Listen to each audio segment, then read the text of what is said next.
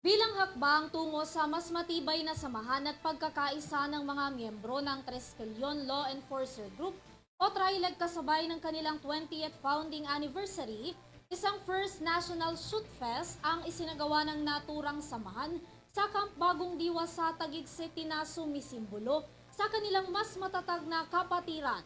Ang kabuuan ng balita sa aking report.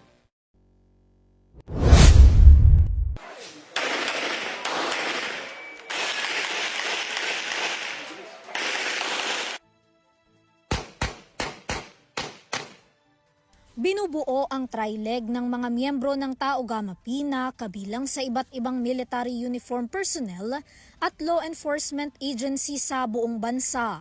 Nabuo ito 20 taon na ang nakakalipas na naglalayong makatulong hindi lang sa loob ng kanilang kapatiran kundi maging sa bansa sa pamamagitan ng pagtitiyak sa seguridad. Ayon sa National Chairman ng TRILEG na si PCG Vice Admiral Charlie Rances, mahalaga ang kanilang ginagampanang tungkulin sa bansa lalo na sa pagpapanatili ng kapayapaan at kaayusan.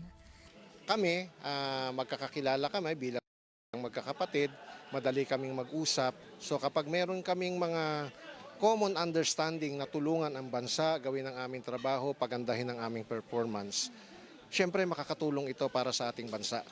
Lalo na sa law enforcement, ang ating mga kapulisan, sa Coast Guard, sa Armed Forces, sa PDEA, we work together to help our government protect our country from whatever problem na harapin ng bansa natin. Yung ginagawa po namin na pansyo sa kapatiran namin, makakatulong din kasi ito sa mga community. Hindi lang naman sa pang-loob ng mga law enforcer, kundi sa buong community rin ng Pilipinas. Kasi kahit sa dako naman ng Pilipinas, merong Tao Gama Pi, pero yung samahan kasi ng TRILEG, makakatulong kasi ito kahit dun sa labas. Nagtutulungan kami sa isa't isa. Sa kabilang banda, ginanap ang Shoot Fest na dinaluhan ng mga miyembro ng TRILEG upang magkakilanlan pa ang bawat kasapi ng naturang organisasyon at mapalawak pa ang kanilang koneksyon sa isa't isa. Bahagi rin daw ito ng kanilang patuloy na programa na kanilang isinasagawa. Ipinapakita lang din daw ng naturang aktibidad ang tunay na kahulugan ng kanilang samahan.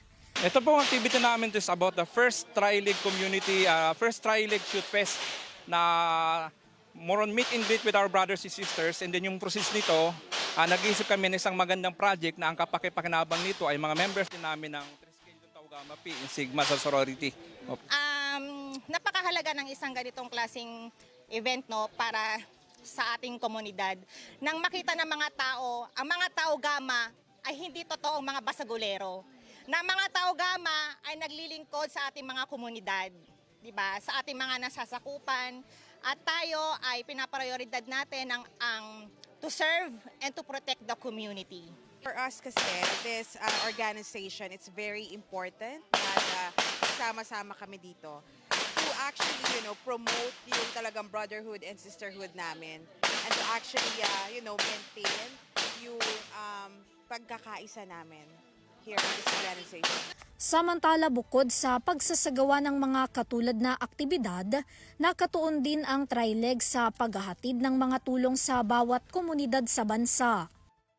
Gayon po, ang TRILEG ay maraming mga aktibidades na ginagawa. Isa na po to, fundraising para po makatulong po tayo sa mga nangangailangan, lalo-lalo na sa mga kapuspalad na mga bata, sa mga malalayong lugar. So hindi lamang po sa Pilipinas lumalaganap ang aming kapatiran, maging overseas ay talagang lumalaganap po ang aming community service. Gumagawa kami ng mga project katulad ng mga balik eskwela katulad nito. Ngayong July, meron tayong bloodletting na gagawin. Tapos meron din kaming mga paparating na basketball league.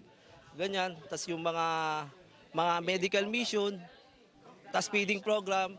Kasi sa socio-civic natin, kami bilang mga pulis, tumutulong kami sa pamamayanan natin na halimbawa yung mga feeding program natin, at plantulo. Lahat yan ginagampanan ng kapatiran. So maraming nagpapasalamat, lalo pag kami sa kuna, unang-una dyan, umaaksyon tayo. In terms naman sa law enforcement, malaking tulong to sa mga kapatid namin na nasa serbisyo. Samantala, nagpaabot naman ng pakikiisa sa naturang First National Shoot Fest si House Deputy Majority Leader at TGP Party List Representative Jose Bong Teves Jr. Para sa URTV News, Vanessa Cleofa, sumasaludo sa bawat Pilipino.